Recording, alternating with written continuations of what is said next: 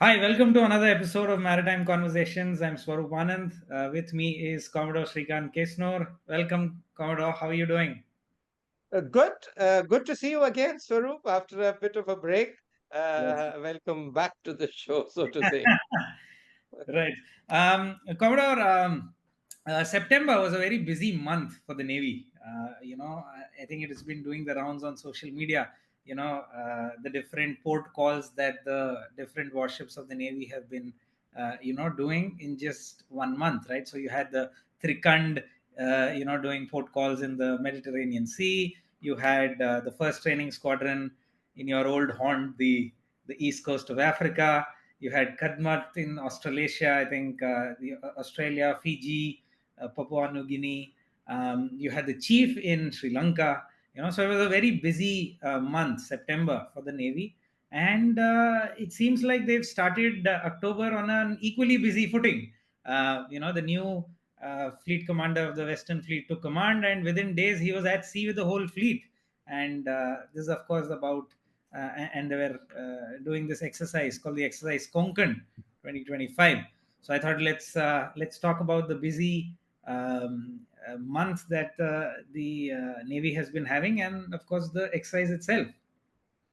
Yes, I think the exercise itself has huge significance. I mean, if you want to talk about the busy month, we need to have a few more discussions. I think this time the Konkan itself has been on such a scale that I Right. think we need to talk about it because I think there's lots that we can highlight about this joint exercise. So let's start off with exercise Konkan. Tell us about your initial comments about the exercise on our west coast, Commodore. Yes, I mean, of course, I see it significant at three or four levels. And first is what you might talk at the grand strategic or the conceptual level. And very quickly, it is simply this that navies are and they have a diplomatic role. Navies are extremely useful instruments of diplomacy by countries that understand Yeah. them. And both India and the United Kingdom, as leading economies of the world, as democracies, as countries with shared history, as blue water navies, when they exercise together, it sort of sends a signal, and it sends a signal of, let's say, trust, of interoperability, of a commitment to, free and open Indo-Pacific. So, Right. so that is at a certain scale. Second is very specific to Konkan. Indo-Britain exercises have had a history. We'll go to that, our relationship. But, in the immediate past, it had a few sort of ups and downs. So it's good to see it resume or come to this very high sort of level where two carrier groups are exercising. The third is the scope and the magnitude of the exercise. I mean, when you have, as I said, two aircraft carrier groups, you can virtually do multi-domain operations. I think that's what we saw here over many days. And you had the best of both navies out there, and you had certain exchanges in harbor, and then you end with an exercise with the air force. So I think it was big in terms of scope, scale, magnitude. And last, I think, saw that there was huge amount of social media interest this time in the exercise, which is good for people like us who want the maritime domain to remain in focus. I think that social media interest was good. So I think these are, broadly speaking, and each of these we can unpack, to use your favorite word, but I think these are the three or four big points. I think let's start with the history, of the collaboration between the Indian Navy and the Royal Navy. Of course, we have a long shared history. Let's talk about that first, and then come to the history of Exercise Konkan. So, history about the collaboration of the two navies, Indian and Royal. Yes, I think it's important to talk about that. Now, I think and we have discussed, I am no fan of imperialism. I think it was terrible what happened.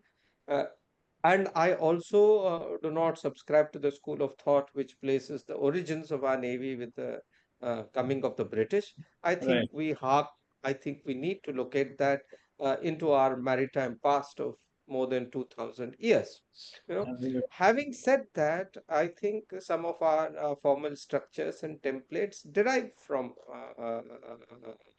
the British, and the fact that our immediate predecessor, the Royal Indian Navy, was sort of emerged out of the British Navy that were its predecessors. Now we must remember that at World War II time, this was the best and the one of the largest navies in the world.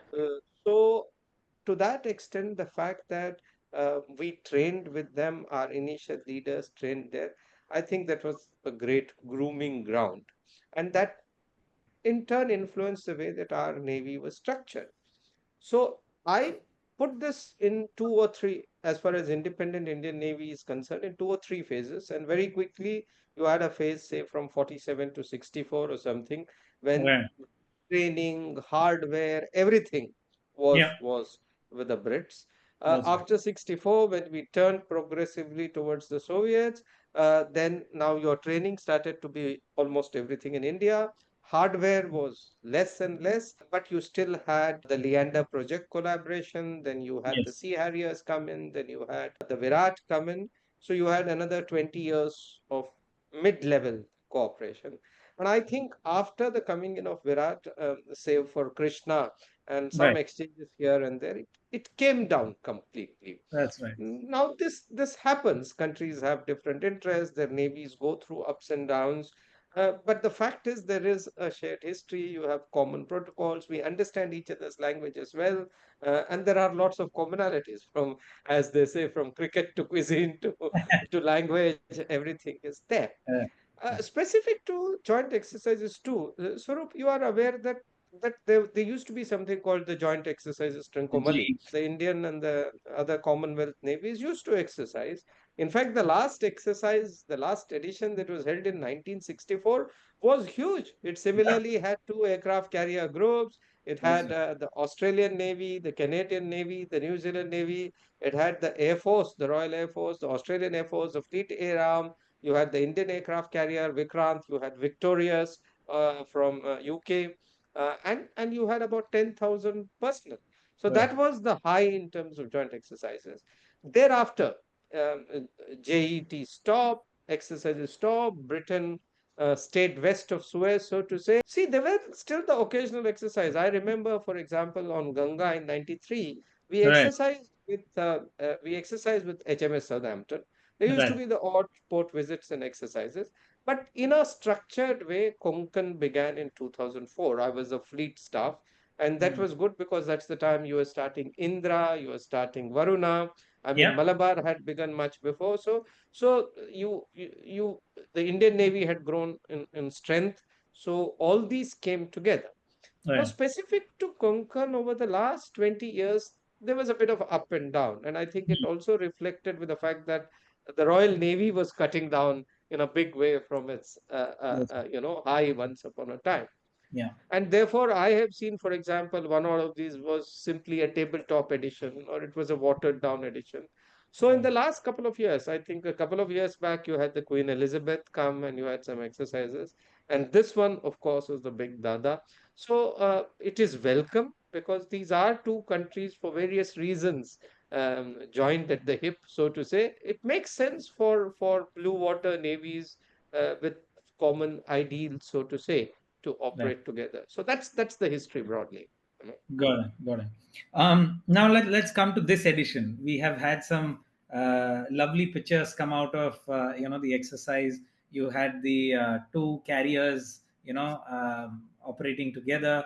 Of course, the whole UK carrier strike group was here, and you had the Western Fleet with its flagship, Vikrant on the Western Seas. So let's come to this edition. Tell us about this edition, Commodore. Yes, I think as you brought out, this was the biggest in many ways, Right. at least in recent times. When you have two aircraft carriers of two countries operate together, that's the big dada. Carrier strike group. Essentially, what are you doing? You're showing the flexibility of aircraft carriers and what they can do. and you are exchanging ideas. I mean, you're doing multi-domain operations, right? You're doing, anti-air exercises, anti-submarine exercises, surface operations. You're doing cross-deck landings. You're doing replenishment between two countries. So you have the RFA, Light Spring, for example, replenishing INS Surat. So you have all these sorts of things happening, and then you have exchanges when people land on each other's decks. So this is high level, uh, high tempo of exercises. That sort of enhances your understanding, enhances your interoperability. You start speaking common language, you understand each other. So you had, I think, about 10 plus units. The UK Carrier Task Force had a Japanese and a Norwegian That's ship. right. That's right. So in essence, it was like actually a multilateral exercise. You had four nations exercising together. So I think it was big, it was huge, and I think even the harbor exercises that followed Mm, were far more structured. You had subject matter expert exchanges. You had greater involvement of community and industry and things like that. So right. you go to beyond the military in the maritime sphere, and then you had certain sort of tabletop exercises in harbor. So all in all, this is in addition to the normal protocols, calls, deck receptions. So I would think that from 5th to 15th, Right. both the countries' navies were fairly involved, and the quality of exchanges, whether at sea or in harbor, I'm sure would have been of uniformly high quality. So it's also quite interesting that the exercise happened. It kind of coincided or was planned with the alongside the visit of the British Prime Minister. The British Prime Minister was here. In fact, he was in Mumbai, and Yes. staying right down the road at the Taj Mahal Palace Hotel in Apollo Bandar. Prime Minister Modi and Prime Minister Starmer both met across the bay at Raj Bhavan in Malabar Hill. So it was very close, in close proximity. The British PM also came with the largest trade delegation, like they put it. How does this kind of augur in the larger Indo-UK collaborative atmosphere, Comrade? This, exercise. Uh, uh, The short answer is it augurs very well. But again, like we in the maritime domain keep emphasizing that often unsexy as it might seem, the basic job of navies is actually to enable, trade on the seas, trade protection, commerce protection. And similarly, in a war, it is about commerce raiding or commerce disruption. That's So the world economies are undergirded by trade, and right. more than 90% of that happens on the seas. Hmm. So navies have a great role, and with no disrespect to the other sister services, this Yeah. is very unique to the navy in facilitating, in enhancing that the sea stays secure, so that trade goes unimpeded. So Right. in olden days, there was always a saying about whether flag follows trade or trade follows Right. flag. That's And right. while that had a sort of a dimension to it, the Hmm. fact remains that in even in modern day, you trade cannot thrive without secure seas. And those secure seas are ensured by navies which have a surplus, because most countries' navies are just barely adequate for their own defense or for Hmm. coastal purposes. So when the navies get into action, they, by having stability on seas, they ensure fillip to the economy, so to say, and that in turn bears on the country's prosperity. Yeah. So what is this? And then, of course, you're talking of various threats that emanate from sea these days. So big countries, when India positions itself, for example, as first responder or something like that, big countries, regional powers, blue water navies, big economies, and India and UK are all of that, countries Right. that subscribe to certain democratic values. I think when they come together, they send a message. So when your prime ministerial delegation, Keir Yeah. Starmer, is there, uh, People may want to not see significance, and that's up to them. But if you remember, it was actually the Navy Lookout, British social media handle, which saw that and brought out the significance. So Right. yes, he was in Prime Minister of UK was in Bombay. It coincided with the ship visit. It coincided with lots of activities. There was a huge trade delegation. I think uh, uh, all of these form what we call a virtuous cycle, where Mm. um, uh, better security enhances trade. More trade means that you have more for security. So Yeah. there is a virtuous circle. And I think both Britain as the earlier colonial power and even now a blue water navy and India as a rising power with responsibilities in the region. I think Yeah. both of us realize this very much. And remember that we're talking of a trade that's going to be more than $25 billion this year. So Yeah. there's lots that's at stake, and therefore, while it may not always be seen or while it might be indirect, I think navies have a great role in facilitating that. And it was good and recognized in the fact that the two prime ministers came. Our own prime minister has articulated the Sagar vision. So I think when the two prime ministers came Malabar Hill and overlooking the seas, I'm Yeah. sure they would have realized how much sea matters in the lives of both our countries. Absolutely, absolutely. Yeah, I think right after they exercised at sea and they came back, they exercised with the Air Force as well, the Fleet Yeah. Air Arm and the Air Force. A little bit about that as well, Commodore. Yeah, not they exercise with the Air Force on their way out, Yeah, so when they're going out. And again, I think that's important because you're looking at exercise as far as Britain looks at it. It says Commonwealth militaries.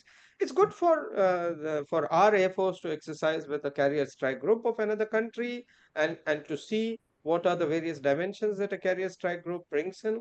It's good for the carrier strike group to exercise with our Air Force and see the formidable air force that we have. It proved itself during Operation Sindoor. I yeah, think all these are good.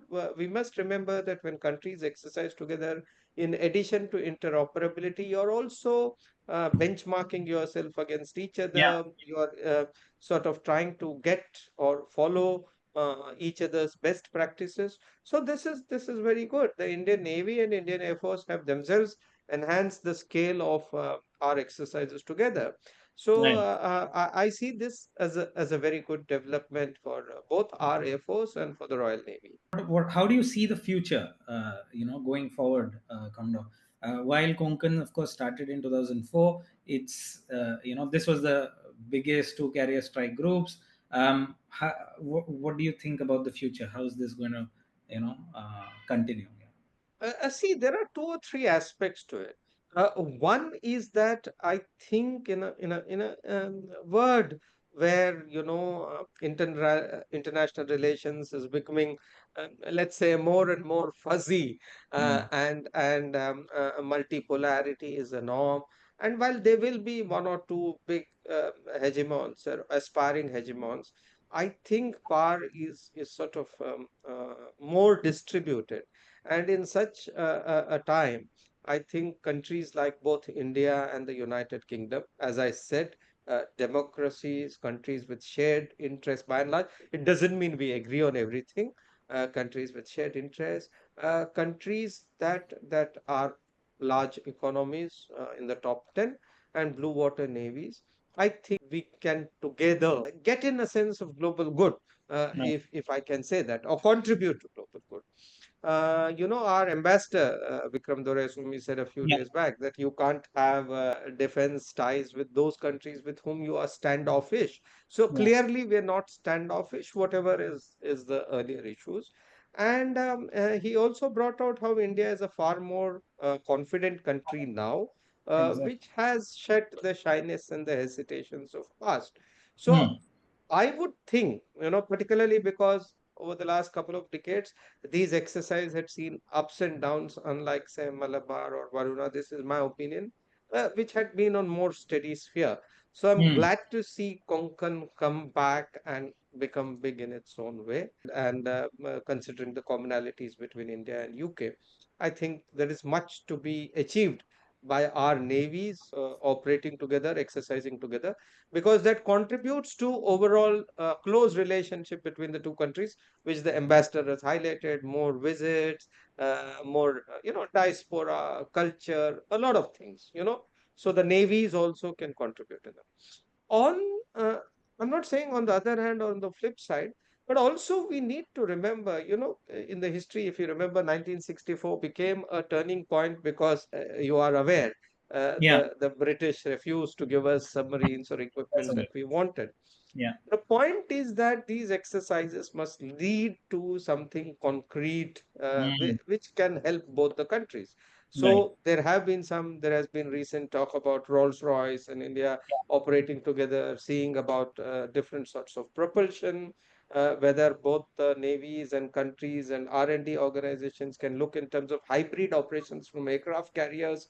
I think that would be point is, beyond the exercising together, beyond the eulogizing the ties and culture, and recognizing somewhat each other's differences, I think we still need to derive certain concrete takeaways from such exercises between our navies. I think that will really add, and I think we must flag that as the agenda for future. That uh, we must seek to achieve something more concrete. It may not happen in a couple of years, but maybe some technology missions, maybe something more. In terms of what we're doing, I Mm. think would be the way ahead in addition to these high level exercises at sea and cooperation between navies. Mind you, the cooperation is happening elsewhere. We have an Indian instructor in BRNC, so it's happening in various ways. The texture must enhance there, but perhaps something in the field of technology, something in the field where we can do something more concrete together. I think that would be the way ahead. Lovely, lovely. Attempted to keep this short and crisp, Commodore. So I think good place for us to end. Thank you so much for joining us. And if you would like us to talk about something else, please let us know in the comments. Thank you very much. Always a pleasure being with you, Swaroop.